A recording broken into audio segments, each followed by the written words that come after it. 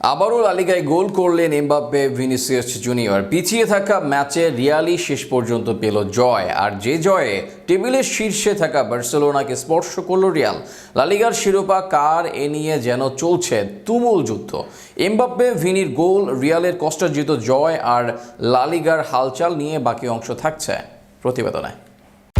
Atletico Madrid নিজেদের শেষ ম্যাচে গেতাফের কাছে হেরে যাওয়ায় মাঠে নামার আগেই রিয়ালের সামনে সুযোগ আসে লা লিগার পয়েন্ট টেবিলের 2-এ উঠে আসার। সেই সুযোগ অবশ্য হাতছাড়া করেনি ডিফেন্ডিং চ্যাম্পিয়নরা। কিলিয়ান এমবাপ্পে ও ভিনিসিয়াস জুনিয়রের গোলে লিড নেওয়ার পর এক গোল হজমের পরও শেষ পর্যন্ত জয় নিয়ে মাঠ ছেড়েছে কার্লো আনচেলত্তির শিষ্যরা।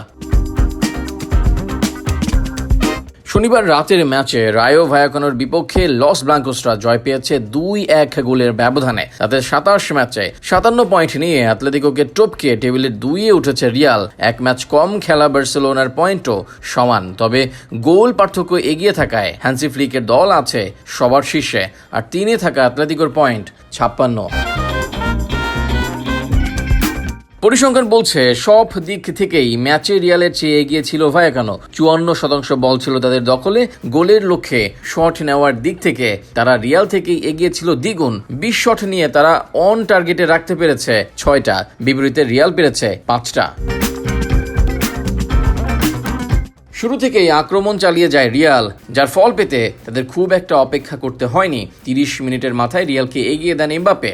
ভিনিসিয়াসের পাঁচ ধরে বক্সের বাঁ প্রান্ত থেকে বুলেট গতিতে পেছনে ফেলেন ভায়াকানো ডিফেন্ডারকে। এরপর জোরালো শটে বল জড়ান জালে। চলতি মৌসুমে লা লিগায় ফরাসি তারকার এটা 18তম গোল, যা লিগের দ্বিতীয় সর্বোচ্চ।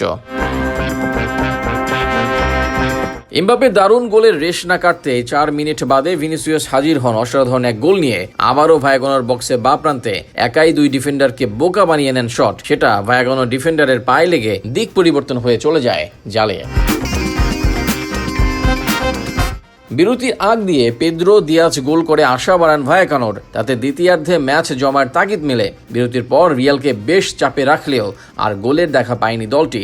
ক্ষণে ক্ষণে রিয়ালও আক্রমণ চালিয়ে গেলেও গোলের দেখা মেলেনি তাদেরও।